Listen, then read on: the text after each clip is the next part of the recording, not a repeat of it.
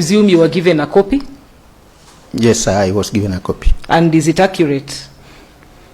There was a small aspect there which I got to DISPOP, but they still got back to me with the same. So being that there is the authority which is in charge of the records and the ones who keep the data, we'll go with that. What was the small aspect? The capturing of my judgments, especially I concentrated on the period from July to December. 25 to December 25. Yes. Yes. The capturing of my judgments to me was not correct. I went through the CTS and we were able to come out with a list according to the judgments we had delivered, which were much more than that what is indicated there. What was the figure you came up with? I don't have the report here. Yeah, but it was slightly higher, so that from the way I was seeing it, that 3% would have come up to around 4%. But I'm not contesting that really. We can go with what we have. What is here? Okay. Yes. So now what I have here shows that you are 99% of your cases are backlog. I don't know if that's factual. This is for Mombasa. It shows that I've done the calculation of the backlog over 3 years and also the backlog over 1 year. So the figure I have over 3 years is 4,418, and over 1 year I have 24,460, yet your total pending cases are 29,151. Doing a percentage, I got about 99%. I thought I wanted this clarified also. Is this accurate? Especially the pending cases. I'm more suspicious of the pending cases. Honorable Commissioner, I think that data in that respect is not correct. I actually had a discussion with my head of station, and he told me he had actually got in touch with DISPOP, and they had actually corrected that. And actually that was, even when we discussed, we agreed, I also engage them so that mine also come when it is corrected. But that's what I'm telling you, I actually did that, but they didn't come with any corrected version. But really it cannot be that. Yeah. I'm suspicious of the pending cases because I think the workload in Mombasa is more than just 29,000 cases. But let's discuss your own individual performance, because it's also not quite up to par. Okay. I see you have 3%, what is expected is 7%, so it translates to only 50% of the expected work output. Yes. What is the challenge and what are you doing about it? Thank you, Honorable Commissioner. When I reported to Mombasa in September 2024, I was assigned to the Civil Division, and also I was assigned the duty to be the Deputy Registrar, ELC, that is a Environment and Land Court. So in ELC we have 3 judges in Mombasa, and therefore I was the one doing all the DR work in Mombasa for the ELC. And it is quite demanding, that work, Honorable Commissioner. Because one, I do judicial work as Deputy Registrar, and then I do administrative work. Then I do now the CM work, and that is what is now accounting for the 3%, only the CM work. Okay. The DR work, the judicial work I do as a DR, the administrative work I do as a DR is not accounted. If I may just share a few of the aspects what the DR work involves. As a DR, I have to certify all orders from those 3 ELC courts whenever they are required. I have to sign all decrees from any of those 3 courts whenever they fall due. I do pre-trial for all the 3 judges, so that the matters come first before me. The parties indicate the level of compliance. If they have not fully complied, I now take them through until they are fully complied before we fix a matter before the judge. That aside, I do site visits for the judges where they task me with that to do. So I do for them site visits where that is required. Coming to, of course, taxation. Taxation, I have to do all the taxation plus the rulings on those taxations. Then Administratively, I'm in charge of the ESC registries and staff. I am the secretary to virtually all the committees under ELC, that is CUC, Babench, and I have to take all the minutes, and I have to arrange and make all the logistical arrangements for that. I have to attend. I have to attend with a presiding judge for supervisory visits, and also, of course, take administrative roles in general station duties. For example, when we are having a dialogue day, mainly you'll find the people who are actually on the ground and doing the administration and the arrangements are the DRs, of course, together with the head of station and the other people. So it takes quite a heavy toll on the judicial officer when you have to combine the two. But despite that, I can say that for me, to actually be scored at 3 with all that I was doing as a DR, plus now that just being the CM's work, is not bad enough. I think when I've worked elsewhere in Maseno and where I was just the judicial officer, my work speaks for itself. And now I'm glad that going forward, I think given the directive by the Honorable the Chief Justice, I'm no longer the DR. I ceased doing it from February this year, at the beginning. So I'll be fully committed to the core business of the judiciary, that is to deliberate on the matters of the court and resolve cases. Okay. So I believe, as much as it looks like it is I'm not carrying my weight, I am really carrying my weight, and I've really been a heavy lifter if you combine those two roles. No, it's understandable. You've explained and we've understood. Yes. And maybe you can also tell this Pope as they send the corrected version, if they are correcting it, yes, especially on the pending cases, they should also send the report on your duties as a deputy registrar, because sometimes they do that, so that at least it is clear that you are doing 2 duties rolled into one. But otherwise, I think you are doing well, and I wish you well. Thank you, Commissioner. Thank you, my lady. Just a clarification, CJ. From your answer, it looks like chief magistrates have got a lot of administrative work. No. I was not doing it as a chief magistrate. I was doing it as a deputy registrar. In fact, at that time, I was still a senior principal magistrate. So are administrative responsibilities interfering with the court work? Because of the magnitude of the workload, you cannot be able, for example, let me just give you the practical example on the ground. Because I'm a DR, what I was doing is I'm able to do CM's court, civil matters, on Monday and Tuesday. On Wednesday, I do the DR work. I do high court matters in terms of taxation and high court application, those that go before the DR. On Wednesday, as the DR, on Thursday, as the DR, I was doing the work of the DR mediation. I was doubling up also as a DR mediation. So on Friday, mostly that was reserved for writing judgments and going to the site visits. So you would see that I was actually doing 2 days in a week compared to my colleagues who are fully within the CM's court who have the 5 days. Okay. Thank you, Honorable Chair. Welcome again, Mheshimiwa. Thank you, Commissioner. Now, could you tell us how you will balance between the right to fair administrative action that is expeditious with limited judicial and administrative resources in dispensation of justice? Thank you, Honorable Commissioner. The work of a judge is to dispense justice, and it is understood that resources are always scarce.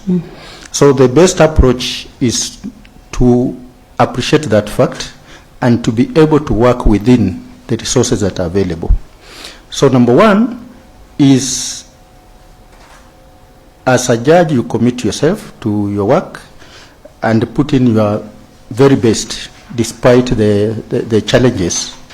Number two is you use the resources to the optimum by, for example, in terms of allocating work, you make sure that if you have a staff under you, they are all used to the maximum and in the best areas where they can deliver optimally. Number three is you maximize on time so that you are at work early enough, you are able to maximize on the hours so that you are at work. And in terms of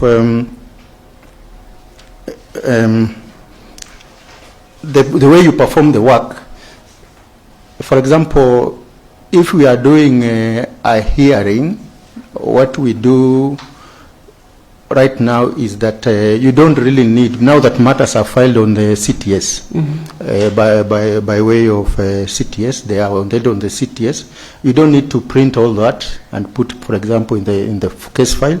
You have to go paperless and you use whatever is there. Even when you are doing your judgments, for example, the way I've already said, I don't write, then I type or anything. I actually do it right from the pleadings, the way they are on the CTS. Okay. Yeah. Thank you. I wish you all the best. Thank you, Commissioner. Thank you, Honorable Chair. Your Honor, when you are making your application, you also submitted a list of your references. Yes, I did. Why is that important? And what do you consider when you're getting your references? Thank you, Commissioner. I think a list of references is important because the Commission wants to get to know the person who is coming before them or who is applying for this job. And in terms of getting to know that, they may rely on people who well know you, who understand you, whom you have worked with. So these people can actually be able to vouch for you, your capabilities, your character, and that. And it's important because, as I said from the beginning, that is a high office of in the government, and it requires a very high standard of integrity. So is it also important to alert someone if you use them as your references, such that they know I have used you as my reference in this organization, in the event of anything you'll be contacted? Do you go out of your way to communicate? Yes, it's important. All my 5 references whom I used, I actually communicated to them. I don't know whether there is any aspect that arises from that. All I can say, there is one who I've used before. This is not my first time to come here or to apply. So there's one I've used before. I think now this is my 3rd time on this post of the judge of the High Court. So probably there's one I didn't remember to remind her that I would be using her again, but she was my references from the beginning. Okay, I am asking that because from the remarks and confidential reports that we received, 2 out of your professional references did not say anything, and then the 2 character references also did not communicate. So it's a bit surprising that for such an important job, we do not get feedback from people you've selected yourself as your references. So I'm just saying that we do not have that, and it's important we get that review. I am actually not aware of that. Okay. So you've just informed me, but I know I had all informed them, except that is the one which I've already talked to. Okay. All right. Then I'll ask you one question. Please tell us of a time you were in conflict with your direct supervisor and how you managed it.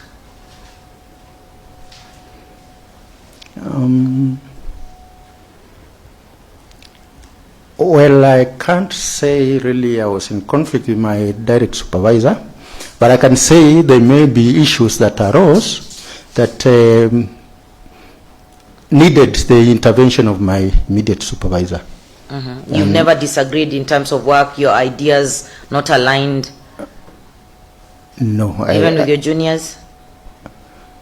My juniors, yes, that could have happened, but not my immediate Give us an supervisor. incident. Actually, I'm one judicial officer who is very firm with the issue of time. I always want to start my court exactly at 9.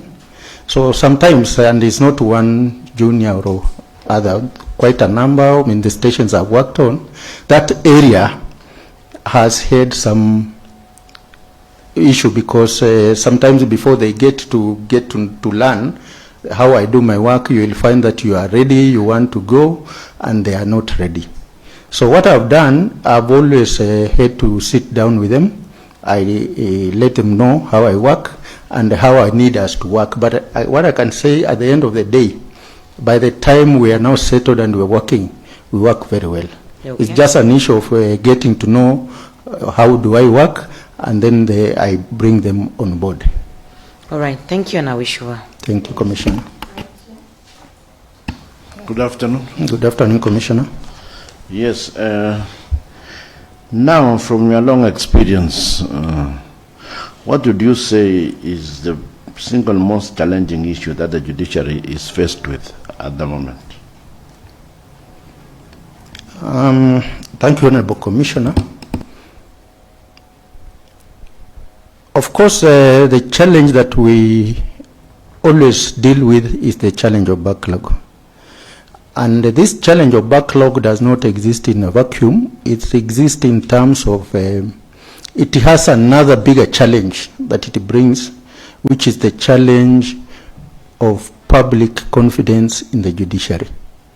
So that is what I would think is the challenge we are facing, because it is very important that we get the public to have confidence in the judiciary, and one of the things that is actually pulling us back in achieving that very important aspect is the backlog, because they may not really understand why their cases are taking a bit longer than they would expect. Of course, there are reasons why that backlog is there, but we are working on it. How do you help resolve that? Thank you, Honorable Commissioner. There are many ways we are using to work on the so many cases we have, so that we can reduce them as much as possible. One, Commissioner, is dedication to the work, whereby I've already said that you maximize on the hours that we have, the judicial hours we have.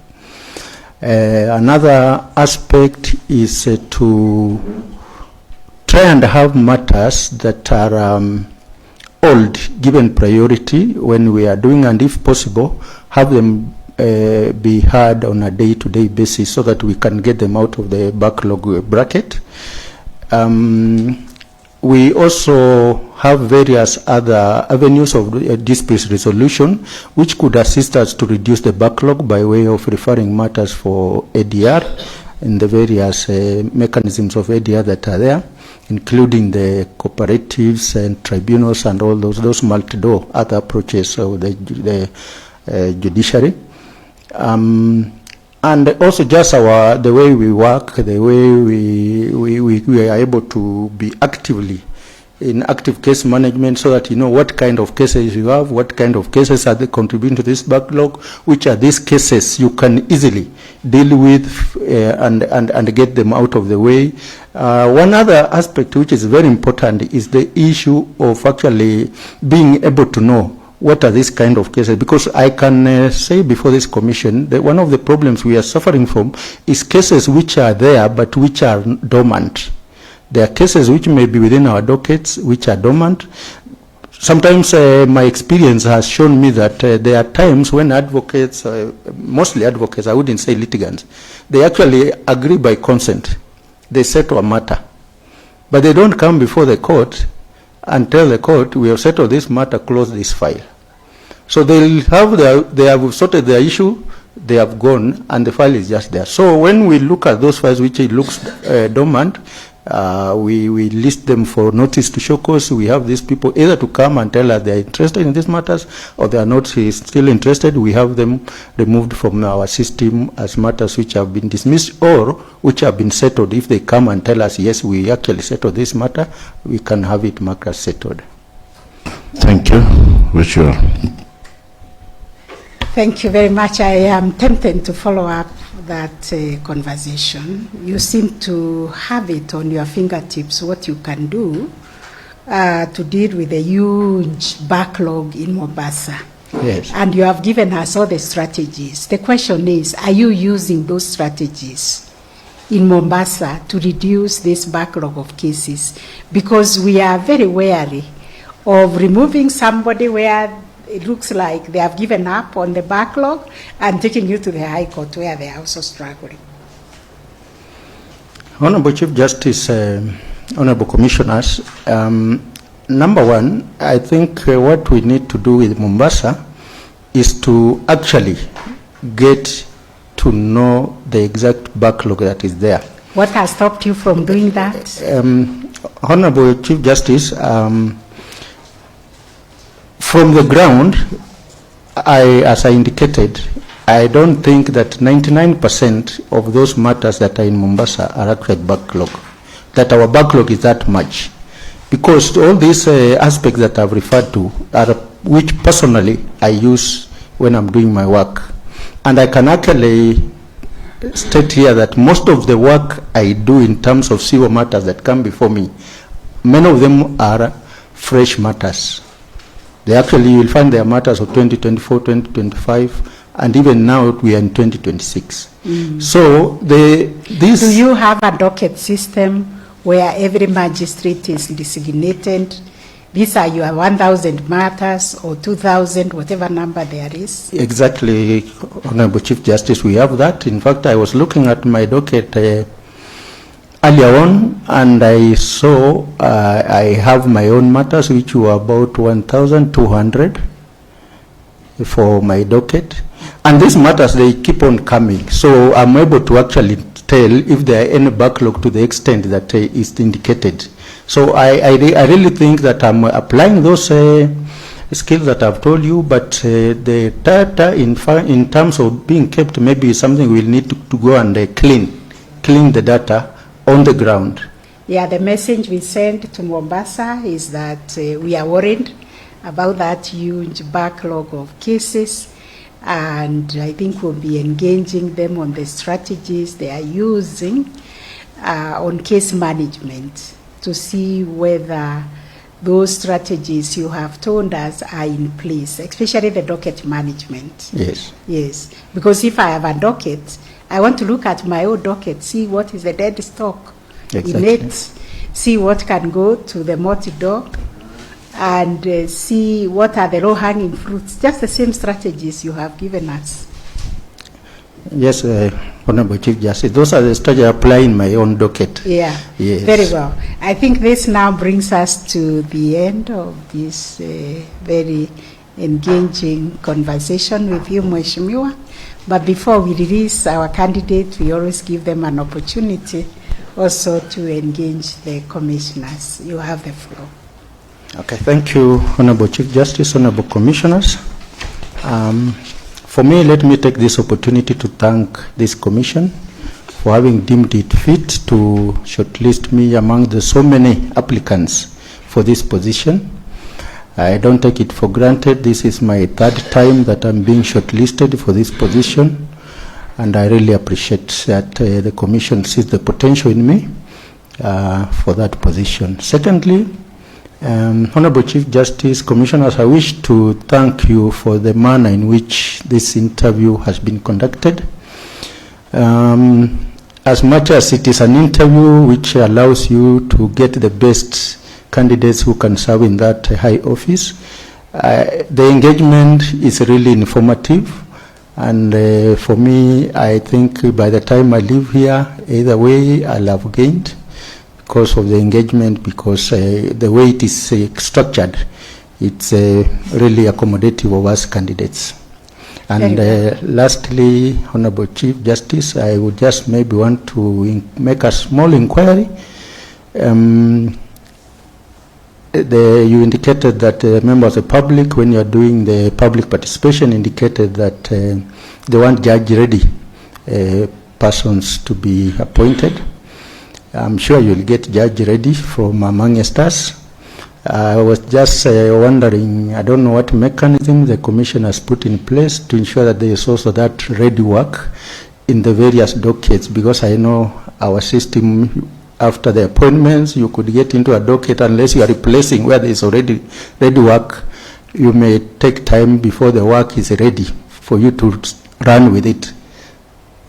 Oh, okay. So I think there is always ready work in the High Court. In fact, the ones we employ, we just put them on a service month to complete the criminal appeals that have been pending for a long time, the many succession matters that have been pending. So we have always got work ready, and wherever one is sent, there is work, unless you're going to start a new station. And we always organize so that there is work going on all the time. But thank you for the inquiry. I just wanted to confirm, are you now a Chief Magistrate? Yes, Honorable Chief Justice. Yes. I'm one of those who are promoted in the latest list. In the latest review that we did, yes. Upon increasing the establishment. Yes, Congratulations. Thank you, Honorable Chief Justice, Honorable Commissioners, and I wish also to thank you for that initiative, actually, because I think this is the first time at that level it has happened, and we really appreciate it. Okay, thank you. On behalf of the commissioners, we wish you well, we wish you success.